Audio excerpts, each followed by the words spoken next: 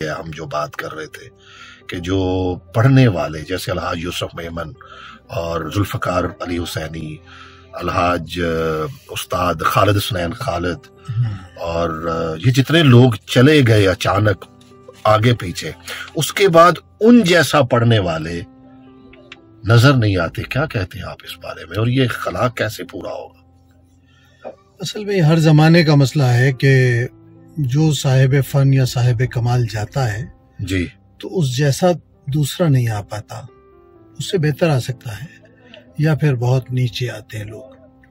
اس کی بنیادی وجہ یہ ہے کہ اپنے اپنے زمانے میں اپنے اپنے فن میں جب تک آپ مسلسل محنت نہیں کرتے، مسلسل تحرک نہ ہو آپ کے اندر، تجسس نہ ہو، جستجو نہ ہو کہ بھئی مجھے کچھ کرنا ہے، کچھ نیا پڑھنا ہے.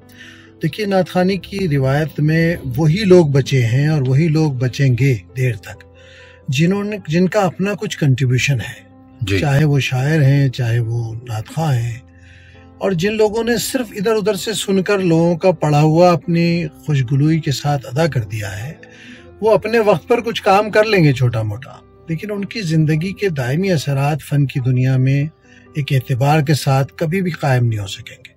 لہٰذا جتنے ہمارے نئے پڑھنے والے آ رہے ہیں با اعتبار آواز، با اعتبار انداز، وہ بہت باصلاحیت ہیں، لیکن انہیں بنیادی طور پر اس خوف سے باہر نکلنا ہوگا کہ ہم صرف اپنے بزرگوں کی پڑھی ہوئی پرانی نعتوں کو پڑھ کر دوبارہ جگہ بنانے کی کوشش کریں ماحول میں.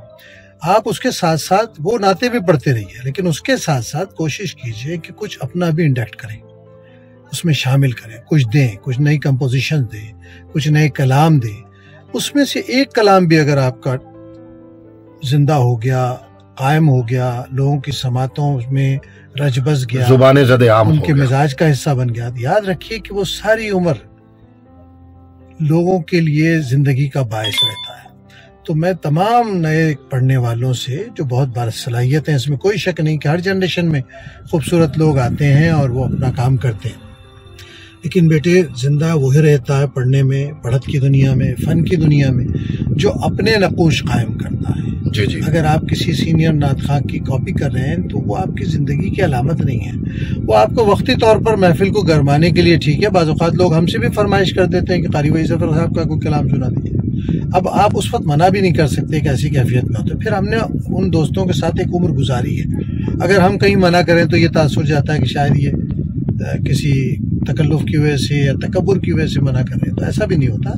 ہم سب کوشش کرتے ہیں کہ ایک دوسرے کے پڑھے ہوئے کلام فرمائش کے طور پر پیش کر دیے جائیں، لیکن ہم نے سب نے محنت کر کے اپنے کچھ کلام وضع کیے ہیں جو ہماری شناخت بنا چکے ہیں. تو ہم بھی آپ کے لیے دعا کرتے ہیں، اللہ آپ کو بھی یہ اتنے بڑے میڈیم سے بات جا رہی ہے. ضیاء تو نعت خوانی کی کراچی میں نعت خوانی کے خد و خال کو اجاگر کرنے والا آدمی ہے، الحمدللہ. یعنی اس نے اس زمانے میں انٹرنیٹ کی دنیا میں ہم سب کو لا کر دکھایا. خاص طور پہ مجھ جیسے لوگ جو بہت ہی سست روی کے ساتھ چلنے والے ہیں، بہت عرصے میں کچھ کرتے ہیں یا بہت انہیں دلچسپی بھی نہیں تھی ان ساری چیزوں سے کہ وہ سوشل میڈیا پہ آئے، ایسے ایسے جواہر کو نکال کر انہوں نے بے شمار لوگوں کو باصلاحیت انٹرنیٹ کو متعارف کرایا. اگر ان کے پلیٹ فارم سے یہ موقع مل گیا مجھے بات کرنے کا، تو میں تمام ان نوجوان بچوں سے درخواست گزار ہوں کہ وہ اپنے کلام پڑھنے کی کوشش کریں، خود کچھ کر کے دکھائیں تاکہ وہ دیر تک اور دور تک چلتے رہیں اور زندہ رہیں.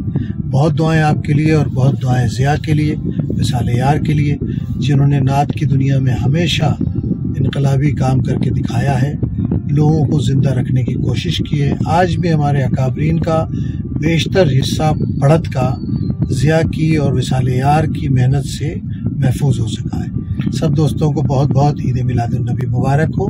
سب کے لیے بہت دعائیں. اللہ تعالیٰ امت مسلمہ کے لیے عید میلاد کی برکت کے صدقے اور طفیل میں آسانیاں عطا فرمائے. سب بہت شکریہ قبلہ، بہت شکریہ.